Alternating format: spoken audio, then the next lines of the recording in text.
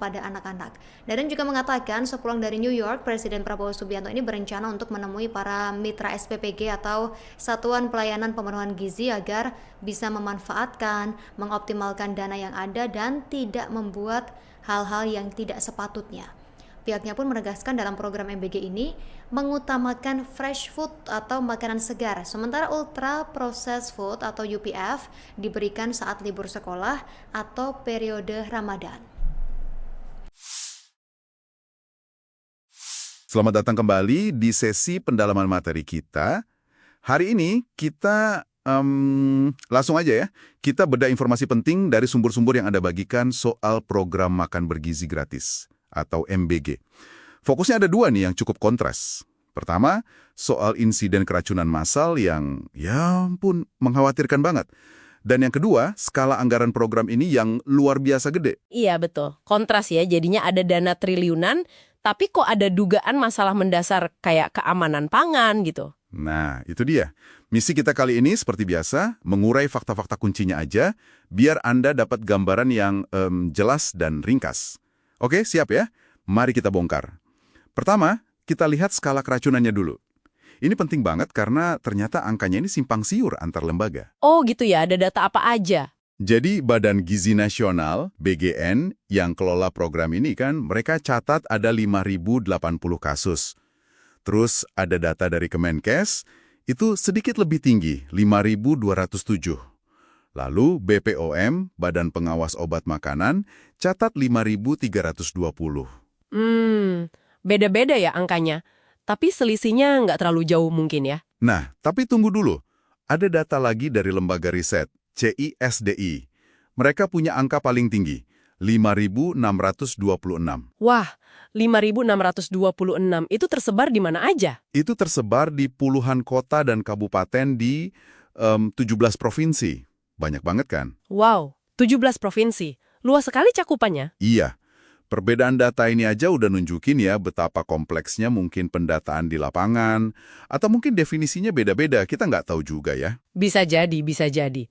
Menariknya lagi nih, respons terhadap kasus ini datang dari banyak arah loh. Ini nunjukin keseriusan situasinya. Oh ya, siapa aja yang turun tangan? Jadi, Barreskrim Polri itu kan unit investigasi utama kepolisian ya. Mereka turun langsung kasih asistensi ke polda-polda di wilayah terdampak. Oke, dari kepolisian berarti ya? Iya. Terus dari sisi legislatif juga. Wakil Ketua DPR udah minta aparat penegak hukum, ya polisi dan kejaksaan, itu buat investigasi lapangan menyeluruh. Jadi ada dorongan dari DPR juga ya? Betul. Nggak cuma itu, Badan Gizi Nasional BGN sendiri sebagai pengelola program, mereka juga nggak tinggal diam. Mereka bentuk tim khusus. Tim khusus buat apa tuh? Buat kasih second opinion, opini kedua yang kredibel gitu, soal penyebab keracunannya. Jadi ada upaya dari eksekutif, legislatif, sama penegak hukum jalan barengan. Serius ini kelihatannya. Nah, ini nih bagian yang menurut saya sangat menarik soal dugaan penyebabnya. Gimana tuh? Ada dugaan kuat, ini disorot sama politisi Andi Arief. Katanya akar masalahnya itu mungkin ada di penyedia makanannya. Warung atau dapur lokal gitu. Penyedia makanannya kenapa? Diduga ambil untung berlebihan. Gitu. Jadi kan idealnya, anggarannya itu 15.000 per porsi ya. Nah, dari situ harusnya sekitar 10.000 dipakai buat bahan baku yang bagus. Oke, 10.000 buat bahan baku. Terus? Tapi praktiknya, ini baru dugaan ya, katanya dipangkas. Cuma jadi 7.000 sampai 8.000 aja buat bahan baku. Sisanya buat profit. Wah, dipotong sekitar 2.000-3.000 per porsi ya? Iya, kelihatannya kecil ya per porsi. Tapi coba bayangin kalau dikali jutaan anak penerima program tiap hari. Angkanya jadi gede banget kan? Betul, betul. Dan pemotongan ini kalau benar terjadi, ya pasti dampaknya langsung ke mutu makanan dong ya. Gizi, keamanannya juga. Nah, iya. Itu dugaannya. Keamanan pangannya jadi tanda tanya besar. Dan kalau kita kaitkan ya dugaan pemotongan biaya ini sama gambaran besarnya, ini terjadi di tengah program dengan anggaran yang fantastis banget. Fantastis gimana tuh angkanya? Bisa di-spill dikit nggak? Gede banget. Untuk tahun 2026 aja nih, pagu anggaran resmi, ini batas atas dana yang udah disetujui buat BGN itu 268 triliun. 268 triliun. Wow. Iya, triliun pakai T.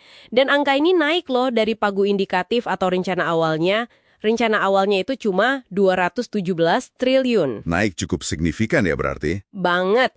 Bahkan nih, kalau kita lihat di nota keuangan, dokumen resmi anggaran negara itu, total potensi dana yang disiapin bisa sampai 335 triliun. 335 triliun? Itu udah termasuk dana apa lagi? Itu termasuk dana siaga sekitar 67 triliun.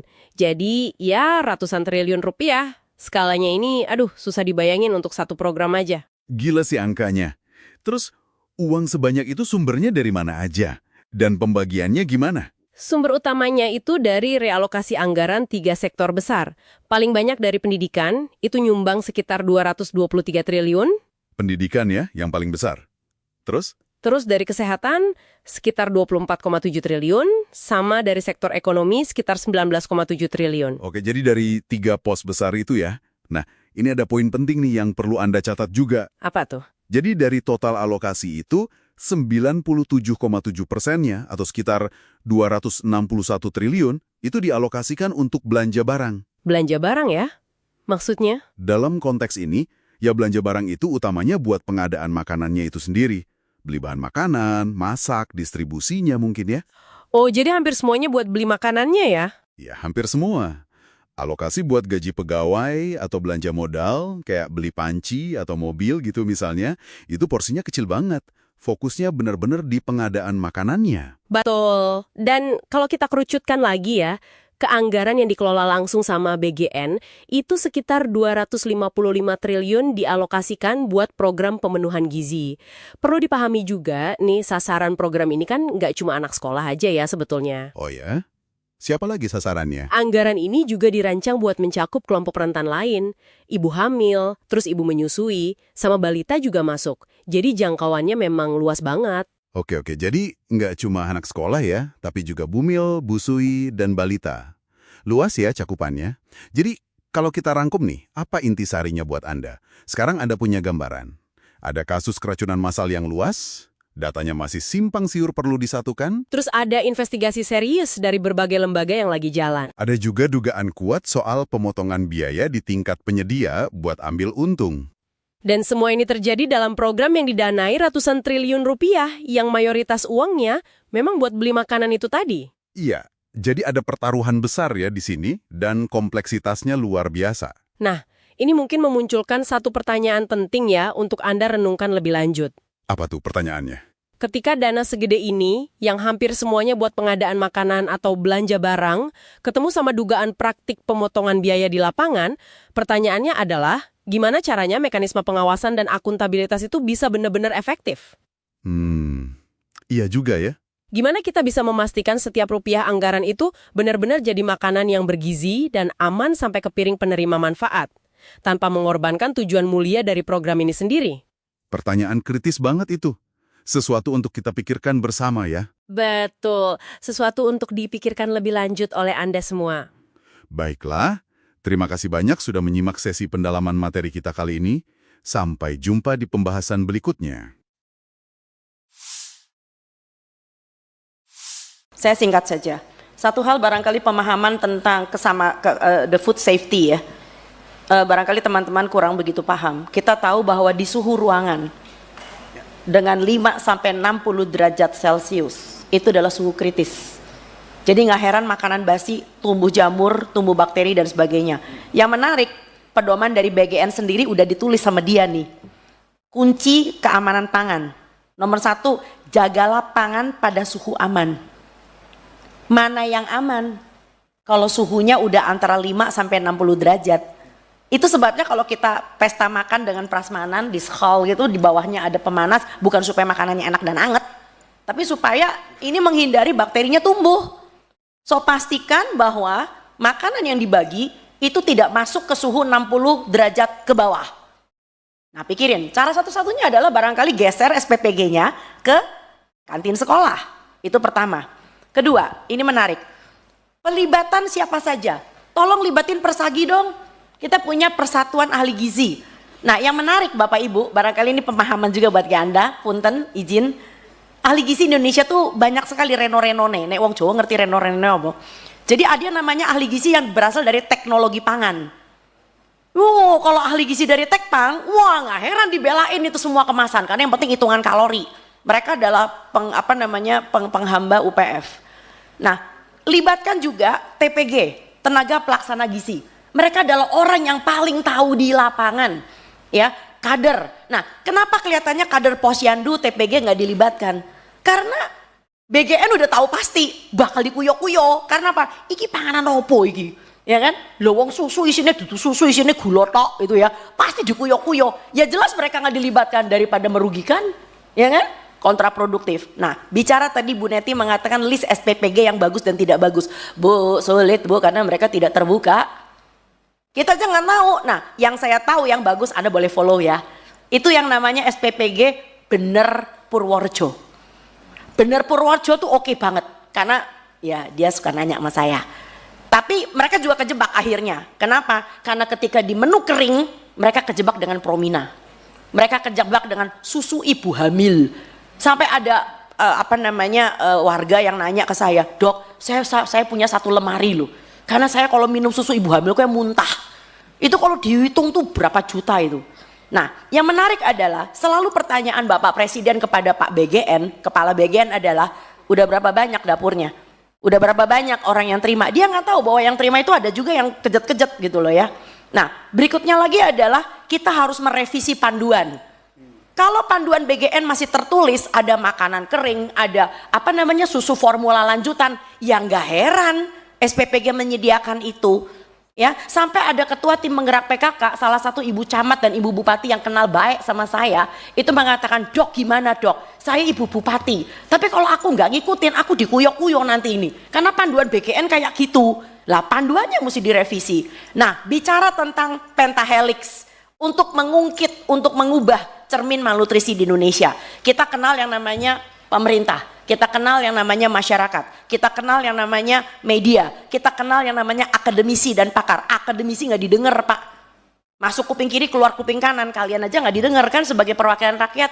Nah yang kelima pelaku usaha, wah iki gonge gitu.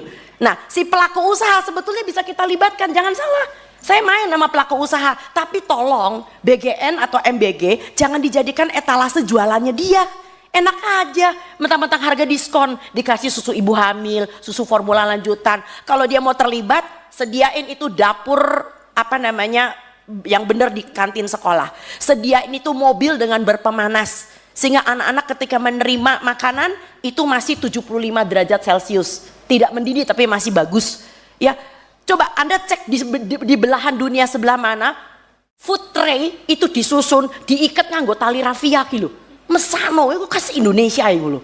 Ya, jadi Anda lihat bahkan di India aja mereka membagi langsung di dapur makanan basah, makanan yang keluar dari panci. Oke, and then ada satu lagi. Ada anak yang sebetulnya punya kebiasaan sarapan Bapak Ibu.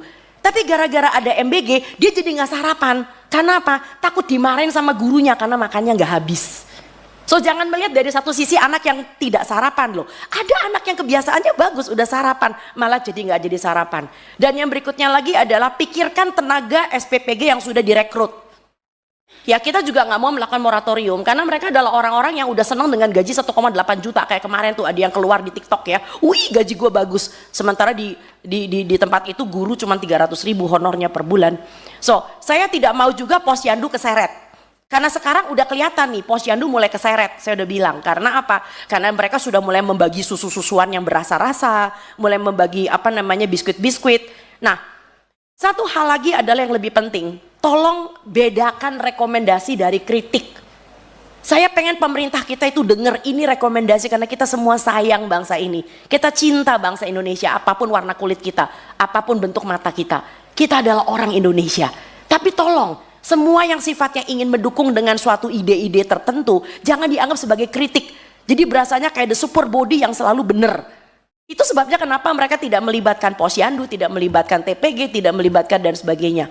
Bicara tadi Mas yang mengatakan tentang UPF yang masih bisa diterima. Barangkali saus tomat masih bisa diterima kali ya. Kecap masih bisa diterima kali ya. Tapi bukan yang namanya saus tiram masih bisa lah, dikit-dikit lah ya. Itu kan UPF juga. Tetapi tolong jangan biskuit, jangan roti kemasan. Dan Tadi menarik bahwa salah seorang yang mengatakan bahwa Indonesia itu kekurangan makan sayur dan buah. Bapak Ibu, dari Survei Kesehatan Republik Indonesia 2024, Anda tahu jumlah orang Indonesia berapa persen yang kurang makan sayur dan buah? Saya sebutin angkanya biar kejet-kejet. 96,5%. Ini adalah tanah air yang kaya. Varian sayur dan buah terbanyak di seluruh daerah tropis ada di negeri ini. Tapi Anda bikin anak-anak Anda makan bakmi, anak-anak Anda makan spaghetti, requestnya adalah burger. This does not make sense at all. Terakhir, intoleransi beda dengan alergi. Jadi kalau nanti misalnya Anda memanggil BGN dan BGN dengan gagahnya mengatakan nggak ada tuh yang muntah, lah iya. Intoleransi beda dengan alergi. Alergi saat diberi langsung muntah, langsung diare, langsung mencret, langsung berak-berak. Tapi intoleransi itu ibaratnya seperti Anda punya mertua 3 bulan di rumah. Kalau dia baru datang 3 hari nggak apa-apa, it's okay. Tapi begitu mertua ini mulai 3 bulan, jadi yang disebut dengan exposure, paparannya harus sering. Tiap hari minum susu, lah jeder. Setelah sebulan 2 minggu, mulai kembung, mencret. Itu intoleransi. Jadi intoleransi beda dengan alergi. Jadi saya sakit hati kalau ada orang mengatakan itu dasar norak aja nggak biasa makan enak. Bukan nggak bisa makan enak karena diintoleransi. Dokter Tan juga nggak bisa makan tiramisu. Barangkali itu aja. Kami di sini semuanya dengan senang hati ingin membantu. Karena kita adalah bagian dari rakyat Indonesia. Undanglah kami nggak dibayar, kami juga mau kok. Tenang aja. So silahkan Bapak Ibu yang terhormat, ini adalah suatu ajuan dari kami dan barangkali sedikit mau ditambahkan oleh Mbak Olive. Monggo. Silakan. Kasus keracunan massal program prioritas Presiden Prabowo Subianto makan bergizi gratis disorot media internasional. Rentetan peristiwa keracunan massal akibat mengonsumsi MBG itu ikut disorot media asal Inggris yakni BBC. BBC menyoroti lonjakan kasus keracunan makanan akibat mengonsumsi MBG yang terjadi dalam sepekan terakhir. Rentetan kasus ini kemudian memunculkan pertanyaan soal kemana tata kelola program Presiden Prabowo yang bernilai triliunan rupiah itu. Berdasarkan laporan BBC, program tersebut menjadi salah satu program makan gratis termahal di dunia. Meski tujuannya baik, namun sejumlah ahli mengingatkan potensi rawan korupsi, sebagaimana dikatakan analis BPK Muhammad Rafi Bakri. Dalam pernyataannya, Raffi menilai program MBG merupakan ladang emas bagi pejabat korup. Selain BBC, Reuters juga menyoroti rentetan kasus keracunan makan akibat mengonsumsi MBG. Dalam laporannya, Reuters menyoroti beban berat yang dialami rumah sakit kecil di Bandung Barat karena lonjakan pasien akibat keracunan makanan. Reuters mengungkap masalah teknis di dapur penyedia makanan yang terpaksa memasak sejak malam sebelumnya karena jarak ke sekolah jauh. Selain itu, media The Independent juga menyoroti kasus keracunan MBG. Media tersebut menyoroti seruan untuk menghentikan program MBG. The Independent menggambarkan suasana dramatis rumah sakit ketika didatangi anak-anak yang keracunan akibat MBG. Terkait Badan Gizi Nasional yang menolak usulan MBG diganti uang tunai. Dikatakan Badan Gizi Nasional ini menolak ide mengubah skema penyaluran program makan bergizi gratis menjadi bantuan tunai. Kepala BGN, Dadan Hindayani ini mengatakan skema MBG yang digunakan saat ini sudah dirancang sejak lama oleh Presiden Prabowo Subianto.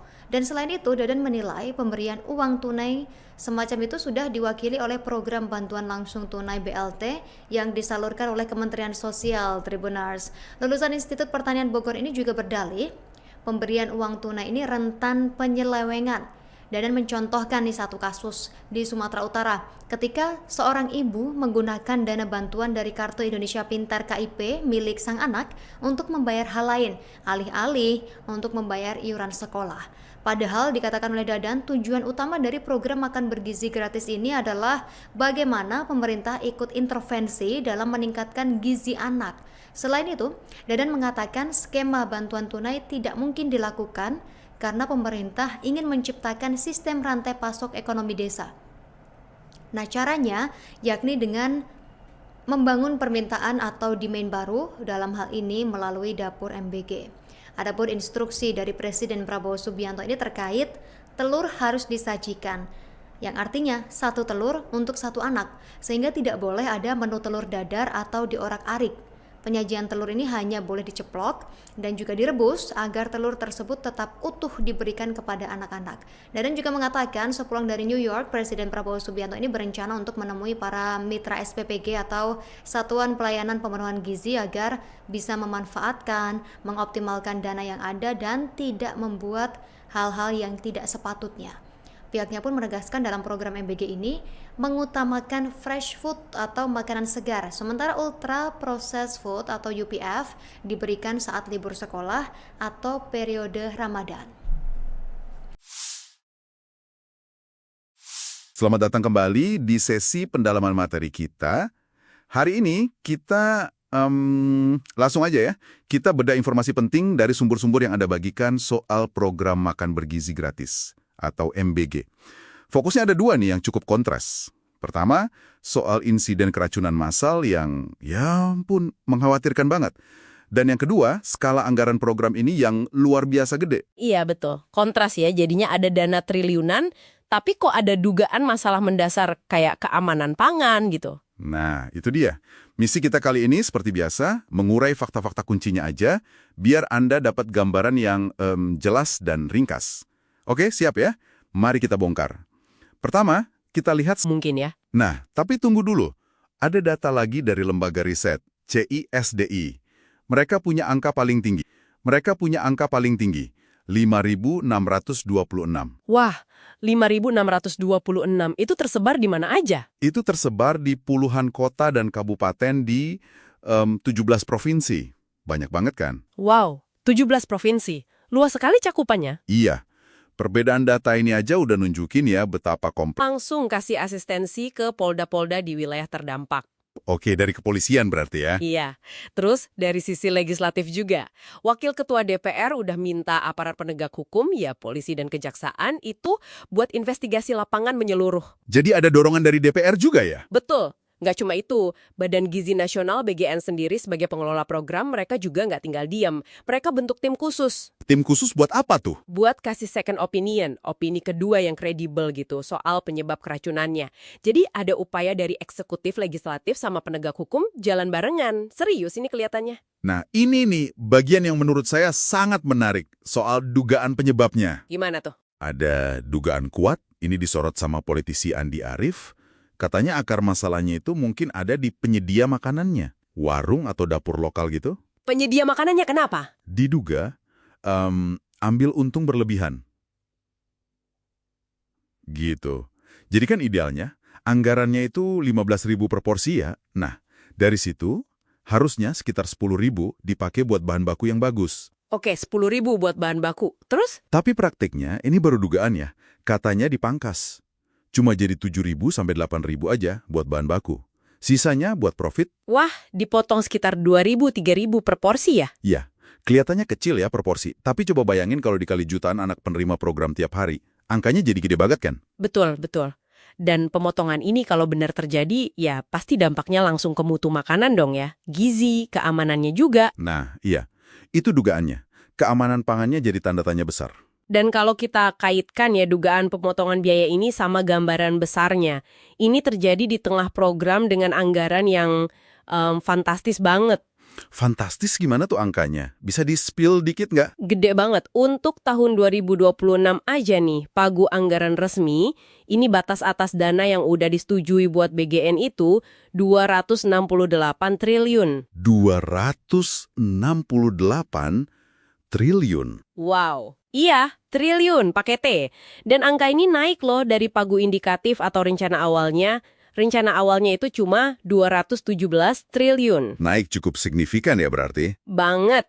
Bahkan nih, kalau kita lihat di nota keuangan, dokumen resmi anggaran negara itu, total potensi dana yang disiapin bisa sampai 335 triliun. 335 triliun? Itu udah termasuk dana apa lagi? Itu termasuk dana siaga sekitar 67 triliun. Jadi, ya ratusan triliun rupiah. Skalanya ini, susah dibayangin untuk satu program aja. Gila sih angkanya. Terus, uang sebanyak itu sumbernya dari mana aja? Dan pembagiannya gimana? Sumber utamanya itu dari realokasi anggaran 3 sektor besar. Paling banyak dari pendidikan, itu nyumbang sekitar 223 triliun. Pendidikan ya, yang paling besar. Terus? Terus dari kesehatan, sekitar 24,7 triliun. Sama dari sektor ekonomi, sekitar 19,7 triliun. Oke, jadi dari 3 pos besar itu ya. Nah, ini ada poin penting nih yang perlu Anda catat juga. Apa tuh? Jadi dari total alokasi itu, 97,7%-nya atau sekitar 261 triliun itu dialokasikan untuk belanja barang. Belanja barang ya? Maksudnya? Dalam konteks ini, ya belanja barang itu utamanya buat pengadaan makanannya itu sendiri. Beli bahan makanan, masak, distribusinya mungkin ya. Oh, jadi hampir semuanya buat beli makanannya ya? Ya, hampir semua. Alokasi buat gaji pegawai atau belanja modal, kayak beli panci atau mobil gitu misalnya, itu porsinya kecil banget. Fokusnya benar-benar di pengadaan makanannya. Betul. Dan kalau kita kerucutkan lagi ya, ke anggaran yang dikelola langsung sama BGN, itu sekitar 255 triliun dialokasikan buat program pemenuhan gizi. Perlu dipahami juga, nih sasaran program ini kan nggak cuma anak sekolah aja ya sebetulnya. Oh ya? Siapa lagi sasarannya? Anggaran ini juga dirancang buat mencakup kelompok rentan lain. Ibu hamil, terus ibu menyusui, sama balita juga masuk. Jadi jangkauannya memang luas banget. Oke, jadi nggak cuma anak sekolah ya, tapi juga bumil, busui, dan balita. Luas ya cakupannya. Jadi kalau kita rangkum nih, apa intisarinya buat Anda? Sekarang Anda punya gambaran. Ada kasus keracunan massal yang luas, datanya masih simpang siur perlu disatukan. Terus ada investigasi serius dari berbagai lembaga yang lagi jalan. Ada juga dugaan kuat soal pemotongan biaya di tingkat penyedia buat ambil untung. Dan semua ini terjadi dalam program yang didanai ratusan triliun rupiah yang mayoritas uangnya memang buat beli makanan itu tadi. Iya, jadi ada pertaruhan besar ya di sini dan kompleksitasnya luar biasa. Nah, ini mungkin memunculkan satu pertanyaan penting ya untuk Anda renungkan lebih lanjut. Apa tuh pertanyaannya? Ketika dana segede ini, yang hampir semuanya buat pengadaan makanan atau belanja barang, ketemu sama dugaan praktik pemotongan biaya di lapangan, pertanyaannya adalah, gimana caranya mekanisme pengawasan dan akuntabilitas itu bisa benar-benar efektif? Iya juga ya. Gimana kita bisa memastikan setiap rupiah anggaran itu benar-benar jadi makanan yang bergizi dan aman sampai ke piring penerima manfaat, tanpa mengorbankan tujuan mulia dari program ini sendiri? Pertanyaan kritis banget itu. Sesuatu untuk kita pikirkan bersama ya. Betul, sesuatu untuk dipikirkan lebih lanjut oleh Anda semua. Baiklah, terima kasih banyak sudah menyimak sesi pendalaman materi kita kali ini. Sampai jumpa di pembahasan berikutnya. Saya singkat saja. Satu hal barangkali pemahaman tentang the food safety ya. Barangkali teman-teman kurang begitu paham. Kita tahu bahwa di suhu ruangan dengan 5-60 derajat Celcius itu adalah suhu kritis. Jadi nggak heran makanan basi, tumbuh jamur, tumbuh bakteri dan sebagainya. Yang menarik, pedoman dari BGN sendiri udah ditulis sama dia nih. Kunci keamanan pangan. Nomor 1, jagalah pangan pada suhu aman. Mana yang aman? Kalau suhunya udah antara 5-60 derajat. Itu sebabnya kalau kita pesta makan dengan prasmanan di skal gitu, di bawahnya ada pemanas, bukan supaya makanannya enak dan anget, tapi supaya ini menghindari bakterinya tumbuh. So pastikan bahwa makanan yang dibagi itu tidak masuk ke suhu 60 derajat ke bawah. Nah pikirin, cara satu-satunya adalah barangkali geser SPPG-nya ke kantin sekolah. Itu pertama. Kedua, ini menarik. Pelibatan siapa saja? Tolong libatin Persagi dong. Kita punya Persatuan Ahli Gizi. Nah yang menarik Bapak Ibu, barangkali ini pemahaman juga buat Anda, punten, izin. Ahli gizi Indonesia tuh banyak sekali reno-renone, nek wong Jawa ngerti reno-renone apa. Jadi ada namanya ahli gizi yang berasal dari teknologi pangan. Kalau ahli gizi dari Tekpang, wah nggak heran dibelain itu semua kemasan, karena yang penting hitungan kalori. Mereka adalah penghamba UPF. Nah, libatkan juga TPG, tenaga pelaksana gizi. Mereka adalah orang yang paling tahu di lapangan, ya, kader. Nah, kenapa kelihatannya kader Posyandu TPG nggak dilibatkan?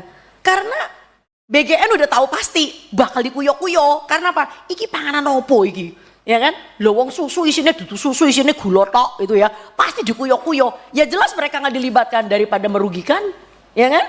kontraproduktif. Nah, bicara tadi Bu Neti mengatakan list SPPG yang bagus dan tidak bagus. Bu, sulit Bu karena mereka tidak terbuka. Kita jangan tahu. Nah, yang saya tahu yang bagus Anda boleh follow ya. Itu yang namanya SPPG Bener Purworejo. Bener Purworejo tuh oke banget karena ya dia suka nanya sama saya. Tapi mereka juga kejebak akhirnya. Kenapa? Karena ketika di menu kering mereka kejebak dengan Promina. Mereka kejebak dengan susu ibu hamil. Sampai ada warga yang nanya ke saya, "Dok, saya punya satu lemari loh. Karena saya kalau minum susu ibu hamil kayak muntah."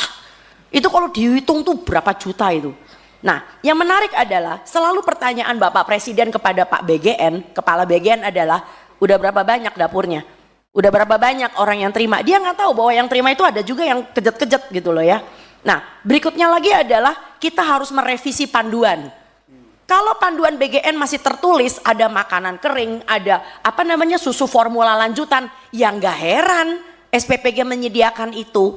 Ya, sampai ada ketua tim menggerak PKK, salah satu ibu camat dan ibu bupati yang kenal baik sama saya, itu mengatakan, "Dok, gimana Dok? Saya ibu bupati, tapi kalau aku nggak ngikutin, aku dikuyok-kuyok nanti ini." Karena panduan BGN kayak gitu. Lah, panduannya mesti direvisi. Nah, bicara tentang pentahelix untuk mengungkit, untuk mengubah cermin malnutrisi di Indonesia. Kita kenal yang namanya pemerintah. Kita kenal yang namanya masyarakat, kita kenal yang namanya media, kita kenal yang namanya akademisi dan pakar. Akademisi nggak didengar Pak, masuk kuping kiri keluar kuping kanan, kalian aja nggak didengar kan sebagai perwakilan rakyat. Nah yang kelima pelaku usaha, wah iki gonge gitu. Nah si pelaku usaha sebetulnya bisa kita libatkan, jangan salah. Saya main nama pelaku usaha, tapi tolong BGN atau MBG jangan dijadikan etalase jualannya dia.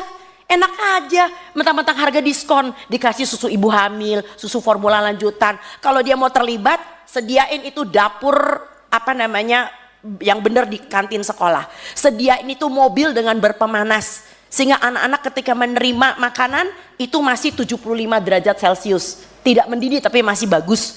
Ya, coba Anda cek di belahan dunia sebelah mana, food tray itu disusun, diikat nganggo tali rafia gitu. Mesano itu khas Indonesia itu loh. Ya, jadi Anda lihat bahkan di India aja mereka membagi langsung di dapur makanan basah, makanan yang keluar dari panci. Oke, and then ada satu lagi. Ada anak yang sebetulnya punya kebiasaan sarapan Bapak Ibu. Tapi gara-gara ada MBG, dia jadi nggak sarapan. Karena apa? Takut dimarahin sama gurunya karena makannya nggak habis. So jangan melihat dari satu sisi anak yang tidak sarapan loh. Ada anak yang kebiasaannya bagus udah sarapan, malah jadi nggak jadi sarapan. Dan yang berikutnya lagi adalah pikirkan tenaga SPPG yang sudah direkrut. Ya kita juga nggak mau melakukan moratorium karena mereka adalah orang-orang yang udah senang dengan gaji 1,8 juta. Kayak kemarin tuh ada yang keluar di TikTok ya, wih gaji gue bagus. Sementara di tempat itu guru cuma 300.000 honornya per bulan. So saya tidak mau juga posyandu keseret. Karena sekarang udah kelihatan nih posyandu mulai keseret, saya udah bilang. Karena apa? Karena mereka sudah mulai membagi susu-susuan yang berasa-rasa, mulai membagi biskuit-biskuit. Nah, satu hal lagi adalah yang lebih penting. Tolong bedakan rekomendasi dari kritik. Saya pengen pemerintah kita itu dengar ini rekomendasi karena kita semua sayang bangsa ini. Kita cinta bangsa Indonesia, apapun warna kulit kita, apapun bentuk mata kita. Kita adalah orang Indonesia. Tapi tolong, semua yang sifatnya ingin mendukung dengan suatu ide-ide tertentu, jangan dianggap sebagai kritik. Jadi berasanya kayak the super body yang selalu benar.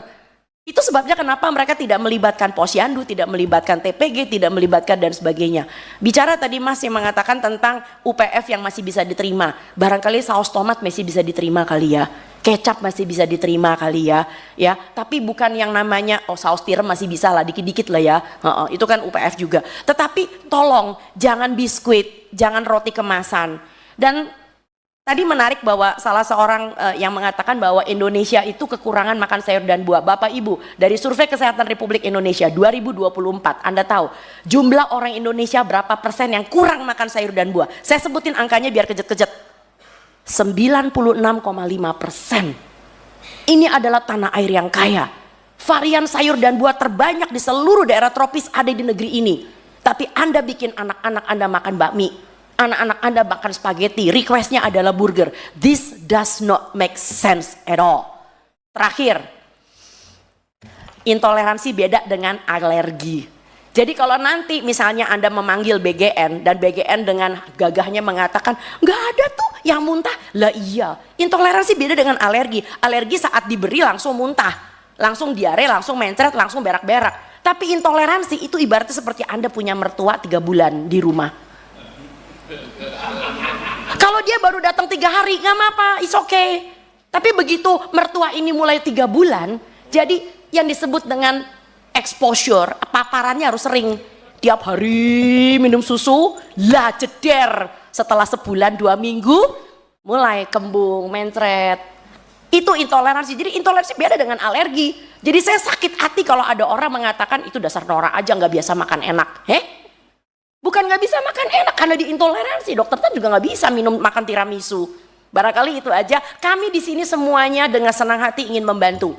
Karena kita adalah bagian dari rakyat Indonesia. Undanglah kami nggak dibayar, kami juga mau kok. Tenang aja. So silakan Bapak Ibu yang terhormat, ini adalah suatu ajuan dari kami dan barangkali sedikit mau ditambahkan oleh Mbak Olive. Monggo. Silakan. Kasus keracunan massal program prioritas Presiden Prabowo Subianto makan bergizi gratis disorot media internasional. Rentetan peristiwa keracunan massal akibat mengonsumsi MBG itu ikut disorot media asal Inggris yakni BBC. BBC menyoroti lonjakan kasus keracunan makanan akibat mengonsumsi MBG yang terjadi dalam sepekan terakhir.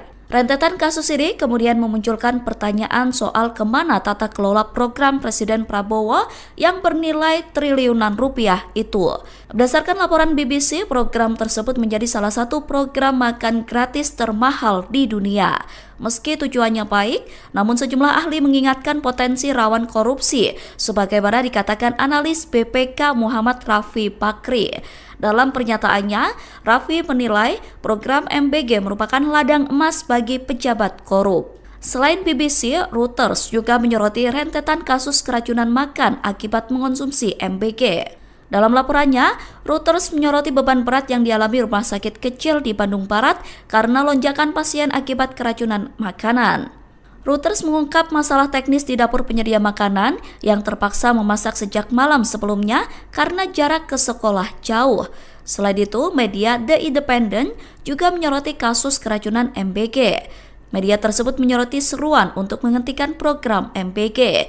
The Independent menggambarkan suasana dramatis rumah sakit ketika didatangi anak-anak yang keracunan akibat MBG. Terkait Badan Gizi Nasional yang menolak usulan MBG diganti uang tunai. Dikatakan Badan Gizi Nasional ini menolak ide mengubah skema penyaluran program makan bergizi gratis menjadi bantuan tunai. Kepala BGN, Dadan Hindayani ini mengatakan skema MBG yang digunakan saat ini sudah dirancang sejak lama oleh Presiden Prabowo Subianto. Dan selain itu, Dadan menilai pemberian uang tunai semacam itu sudah diwakili oleh program bantuan langsung tunai BLT yang disalurkan oleh Kementerian Sosial Tribunars. Lulusan Institut Pertanian Bogor ini juga berdalih pemberian uang tunai ini rentan penyelewengan. Dadan mencontohkan nih satu kasus di Sumatera Utara ketika seorang ibu menggunakan dana bantuan dari Kartu Indonesia Pintar KIP milik sang anak untuk membayar hal lain, alih-alih untuk membayar iuran sekolah. Padahal dikatakan oleh Dadan, tujuan utama dari program makan bergizi gratis ini adalah bagaimana pemerintah ikut intervensi dalam meningkatkan gizi anak. Selain itu, Dadan mengatakan skema bantuan tunai tidak mungkin dilakukan karena pemerintah ingin menciptakan sistem rantai pasok ekonomi desa. Nah, caranya yakni dengan membangun permintaan atau demand baru, dalam hal ini melalui dapur MBG. Adapun instruksi dari Presiden Prabowo Subianto ini terkait telur harus disajikan, yang artinya 1 telur untuk 1 anak, sehingga tidak boleh ada menu telur dadar atau diorak-arik. Penyajian telur ini hanya boleh diceplok dan juga direbus agar telur tersebut tetap utuh diberikan kepada anak-anak. Dadan juga mengatakan sepulang dari New York, Presiden Prabowo Subianto ini berencana untuk menemui para mitra SPPG atau Satuan Pelayanan Pemenuhan Gizi agar bisa memanfaatkan, mengoptimalkan dana yang ada dan tidak membuat hal-hal yang tidak sepatutnya. Pihaknya pun menegaskan dalam program MBG ini mengutamakan fresh food atau makanan segar, sementara ultra processed food atau UPF diberikan saat libur sekolah atau periode Ramadan. Selamat datang kembali di sesi pendalaman materi kita. Hari ini kita langsung aja ya. Kita bedah informasi penting dari sumber-sumber yang Anda bagikan soal program makan bergizi gratis atau MBG. Fokusnya ada dua nih yang cukup kontras. Pertama, soal insiden keracunan massal yang ya ampun mengkhawatirkan banget. Dan yang kedua, skala anggaran program ini yang luar biasa gede. Iya betul, kontras ya, jadinya ada dana triliunan, tapi kok ada dugaan masalah mendasar kayak keamanan pangan gitu. Nah, itu dia. Misi kita kali ini seperti biasa, mengurai fakta-fakta kuncinya aja, biar Anda dapat gambaran yang jelas dan ringkas. Oke, siap ya? Mari kita bongkar. Pertama, kita lihat skala keracunannya dulu. Ini penting banget karena ternyata angkanya ini simpang siur antar lembaga. Oh gitu ya, ada data apa aja? Jadi Badan Gizi Nasional, BGN, yang kelola program ini kan, mereka catat ada 5.080 kasus. Terus ada data dari Kemenkes, itu sedikit lebih tinggi, 5.207. Lalu BPOM, Badan Pengawas Obat Makanan, catat 5.320. Beda-beda ya angkanya. Tapi selisihnya nggak terlalu jauh mungkin ya. Nah, tapi tunggu dulu. Ada data lagi dari lembaga riset, CISDI. Mereka punya angka paling tinggi, 5.626. Wah, 5.626 itu tersebar di mana aja? Itu tersebar di puluhan kota dan kabupaten di 17 provinsi. Banyak banget kan? Wow, 17 provinsi. Luas sekali cakupannya. Iya. Perbedaan data ini aja udah nunjukin ya betapa kompleksnya mungkin pendataan di lapangan, atau mungkin definisinya beda-beda, kita nggak tahu juga ya. Bisa jadi, bisa jadi. Menariknya lagi nih, respons terhadap kasus ini datang dari banyak arah loh. Ini nunjukin keseriusan situasinya. Oh ya, siapa aja yang turun tangan? Jadi, Barreskrim Polri itu kan unit investigasi utama kepolisian ya. Mereka turun langsung kasih asistensi ke polda-polda di wilayah terdampak.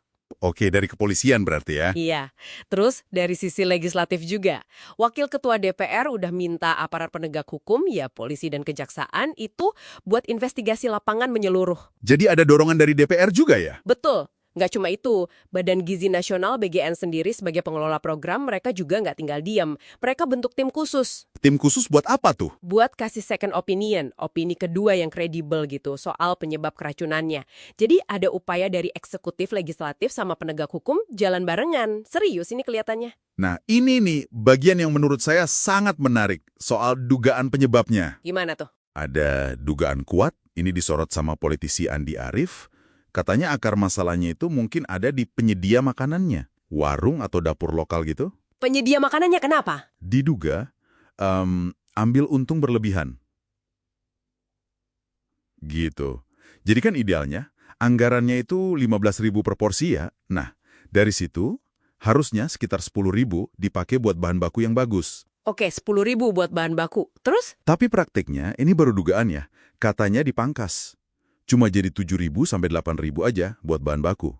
Sisanya buat profit. Wah, dipotong sekitar 2.000-3.000 per porsi ya? Iya, kelihatannya kecil ya per porsi. Tapi coba bayangin kalau dikali jutaan anak penerima program tiap hari.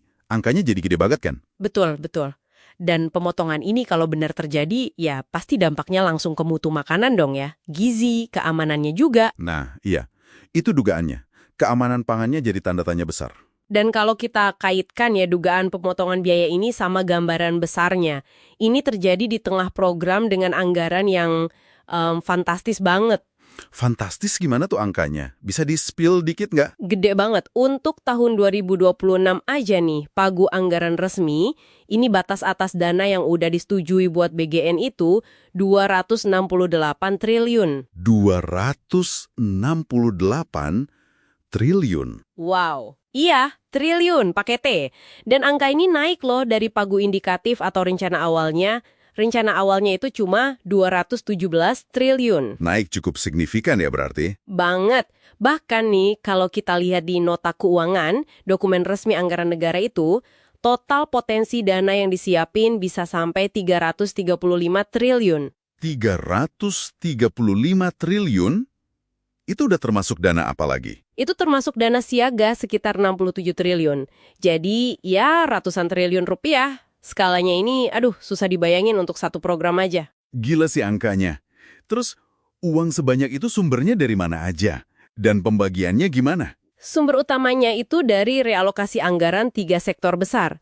Paling banyak dari pendidikan, itu nyumbang sekitar 223 triliun.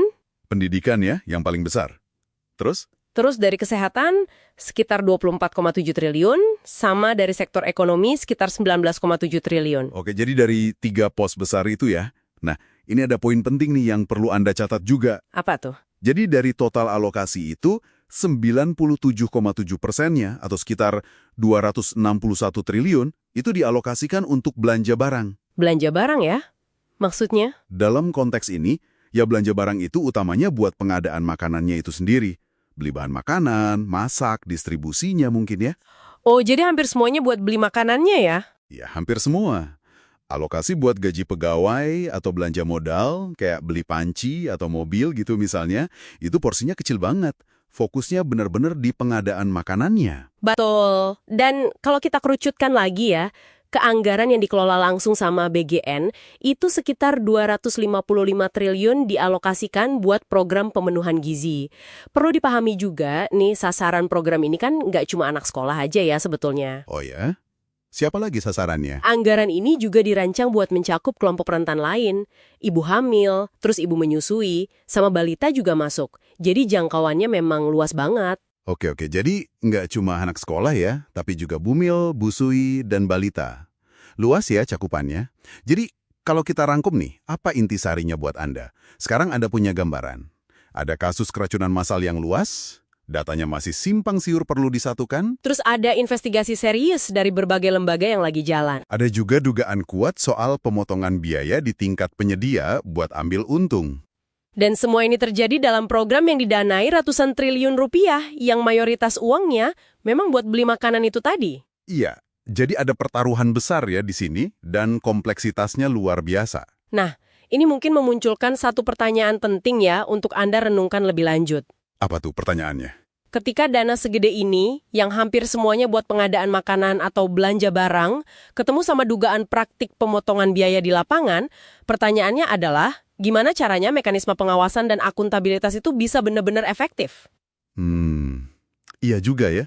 Gimana kita bisa memastikan setiap rupiah anggaran itu benar-benar jadi makanan yang bergizi dan aman sampai ke piring penerima manfaat, tanpa mengorbankan tujuan mulia dari program ini sendiri? Pertanyaan kritis banget itu. Sesuatu untuk kita pikirkan bersama ya. Betul, sesuatu untuk dipikirkan lebih lanjut oleh Anda semua.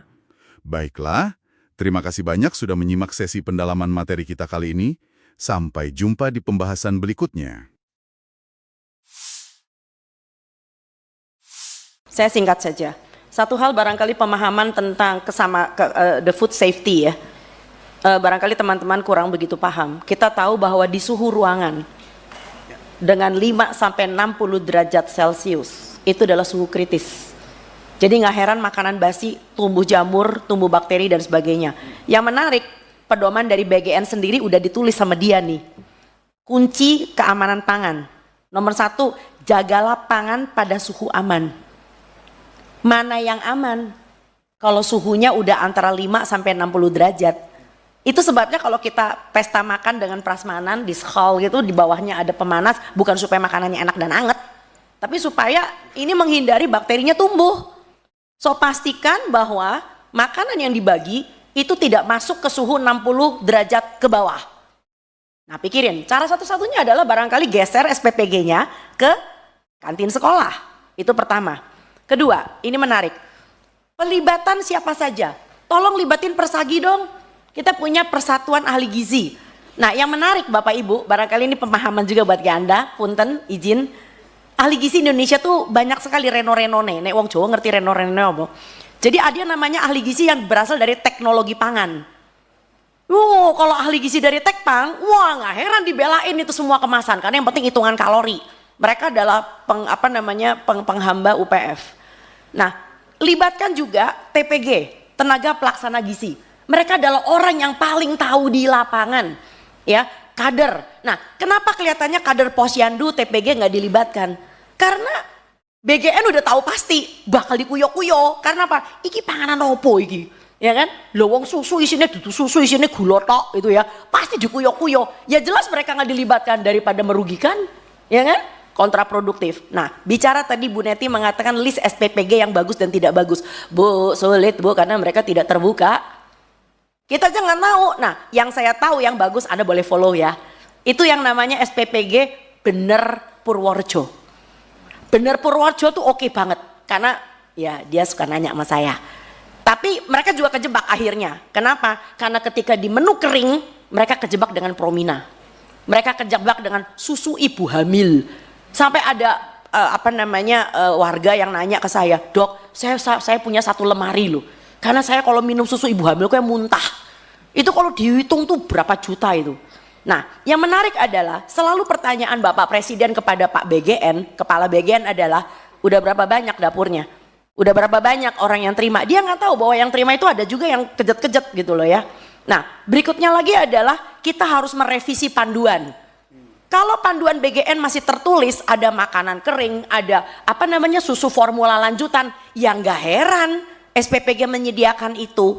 Ya, sampai ada ketua tim penggerak PKK, salah satu ibu camat dan ibu bupati yang kenal baik sama saya, itu mengatakan, "Dok, gimana Dok? Saya ibu bupati, tapi kalau aku nggak ngikutin, aku dikuyok-kuyok nanti ini." Karena panduan BGN kayak gitu. Lah, panduannya mesti direvisi. Nah, bicara tentang pentahelix, untuk mengungkit, untuk mengubah cermin malnutrisi di Indonesia, kita kenal yang namanya pemerintah. Kita kenal yang namanya masyarakat, kita kenal yang namanya media, kita kenal yang namanya akademisi dan pakar. Akademisi nggak didengar Pak, masuk kuping kiri keluar kuping kanan, kalian aja nggak didengar kan sebagai perwakilan rakyat. Nah yang kelima, pelaku usaha. Wah iki gonge gitu. Nah si pelaku usaha sebetulnya bisa kita libatkan, jangan salah. Saya main nama pelaku usaha, tapi tolong BGN atau MBG jangan dijadikan etalase jualannya dia.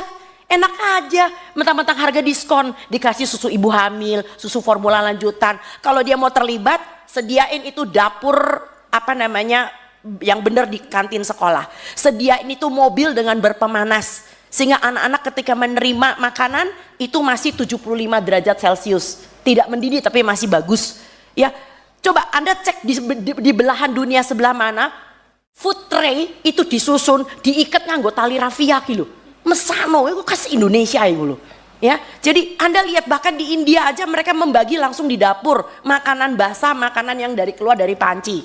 Oke, and then ada satu lagi. Ada anak yang sebetulnya punya kebiasaan sarapan Bapak Ibu. Tapi gara-gara ada MBG, dia jadi nggak sarapan. Karena apa? Takut dimarahin sama gurunya karena makannya nggak habis. So jangan melihat dari satu sisi anak yang tidak sarapan loh. Ada anak yang kebiasaannya bagus udah sarapan, malah jadi nggak jadi sarapan. Dan yang berikutnya lagi adalah pikirkan tenaga SPPG yang sudah direkrut.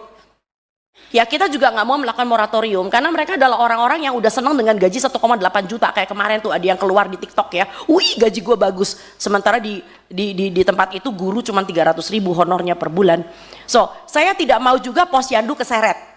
Karena sekarang udah kelihatan nih posyandu mulai keseret, saya udah bilang. Karena apa? Karena mereka sudah mulai membagi susu-susuan yang berasa-rasa, mulai membagi biskuit-biskuit. Nah, satu hal lagi adalah yang lebih penting. Tolong bedakan rekomendasi dari kritik. Saya pengen pemerintah kita itu dengar ini rekomendasi karena kita semua sayang bangsa ini. Kita cinta bangsa Indonesia, apapun warna kulit kita, apapun bentuk mata kita. Kita adalah orang Indonesia. Tapi tolong, semua yang sifatnya ingin mendukung dengan suatu ide-ide tertentu jangan dianggap sebagai kritik. Jadi berasanya kayak the super body yang selalu benar. Itu sebabnya kenapa mereka tidak melibatkan posyandu, tidak melibatkan TPG, tidak melibatkan dan sebagainya. Bicara tadi Mas yang mengatakan tentang UPF yang masih bisa diterima. Barangkali saus tomat masih bisa diterima kali ya. Kecap masih bisa diterima kali ya. Tapi bukan yang namanya saus tiram masih bisa lah dikit-dikit lah ya. Itu kan UPF juga. Tetapi tolong jangan biskuit, jangan roti kemasan. Dan tadi menarik bahwa salah seorang yang mengatakan bahwa Indonesia itu kekurangan makan sayur dan buah. Bapak Ibu, dari Survei Kesehatan Republik Indonesia 2024, Anda tahu jumlah orang Indonesia berapa persen yang kurang makan sayur dan buah? Saya sebutin angkanya biar kejet-kejet. 96,5%. Ini adalah tanah air yang kaya. Varian sayur dan buah terbanyak di seluruh daerah tropis ada di negeri ini.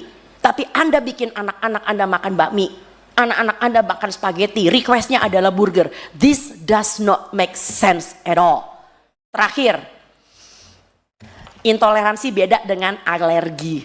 Jadi kalau nanti misalnya Anda memanggil BGN dan BGN dengan gagahnya mengatakan nggak ada tuh yang muntah, lah iya. Intoleransi beda dengan alergi. Alergi saat diberi langsung muntah, langsung diare, langsung mencret, langsung berak-berak. Tapi intoleransi itu ibaratnya seperti Anda punya mertua 3 bulan di rumah. Kalau dia baru datang 3 hari nggak apa-apa, it's okay. Tapi begitu mertua ini mulai 3 bulan, jadi yang disebut dengan exposure, paparannya harus sering. Tiap hari minum susu, lah jeder. Setelah sebulan 2 minggu, mulai kembung, mencret. Itu intoleransi. Jadi intoleransi beda dengan alergi. Jadi saya sakit hati kalau ada orang mengatakan itu dasar norak aja nggak biasa makan enak. Bukan nggak bisa makan enak karena diintoleransi. Dokter kan juga nggak bisa makan tiramisu. Barangkali itu aja. Kami di sini semuanya dengan senang hati ingin membantu. Karena kita adalah bagian dari rakyat Indonesia. Undanglah kami nggak dibayar, kami juga mau kok. Tenang aja. So silakan Bapak Ibu yang terhormat, ini adalah suatu ajuan dari kami dan barangkali sedikit mau ditambahkan oleh Mbak Olive. Monggo. Silakan. Kasus keracunan massal program prioritas Presiden Prabowo Subianto makan bergizi gratis disorot media internasional. Rentetan peristiwa keracunan massal akibat mengonsumsi MBG itu ikut disorot media asal Inggris yakni BBC. BBC menyoroti lonjakan kasus keracunan makanan akibat mengonsumsi MBG yang terjadi dalam sepekan terakhir. Rentetan kasus ini kemudian memunculkan pertanyaan soal kemana tata kelola program Presiden Prabowo yang bernilai triliunan rupiah itu. Berdasarkan laporan BBC, program tersebut menjadi salah satu program makan gratis termahal di dunia. Meski tujuannya baik, namun sejumlah ahli mengingatkan potensi rawan korupsi, sebagaimana dikatakan analis BPK Muhammad Rafi Bakri. Dalam pernyataannya, Rafi menilai program MBG merupakan ladang emas bagi pejabat korup. Selain BBC, Reuters juga menyoroti rentetan kasus keracunan makan akibat mengonsumsi MBG. Dalam laporannya, Reuters menyoroti beban berat yang dialami rumah sakit kecil di Bandung Barat karena lonjakan pasien akibat keracunan makanan. Reuters mengungkap masalah teknis di dapur penyedia makanan yang terpaksa memasak sejak malam sebelumnya karena jarak ke sekolah jauh. Selain itu, media The Independent juga menyoroti kasus keracunan MBG. Media tersebut menyoroti seruan untuk menghentikan program MBG. The Independent menggambarkan suasana dramatis rumah sakit ketika didatangi anak-anak yang keracunan akibat MBG. Terkait Badan Gizi Nasional yang menolak usulan MBG diganti uang tunai. Dikatakan Badan Gizi Nasional ini menolak ide mengubah skema penyaluran program makan bergizi gratis menjadi bantuan tunai. Kepala BGN, Dadan Hindayani ini mengatakan skema MBG yang digunakan saat ini sudah dirancang sejak lama oleh Presiden Prabowo Subianto. Dan selain itu, Dadan menilai pemberian uang tunai semacam itu sudah diwakili oleh program bantuan langsung tunai BLT yang disalurkan oleh Kementerian Sosial Tribunars. Lulusan Institut Pertanian Bogor ini juga berdalih pemberian uang tunai ini rentan penyelewengan.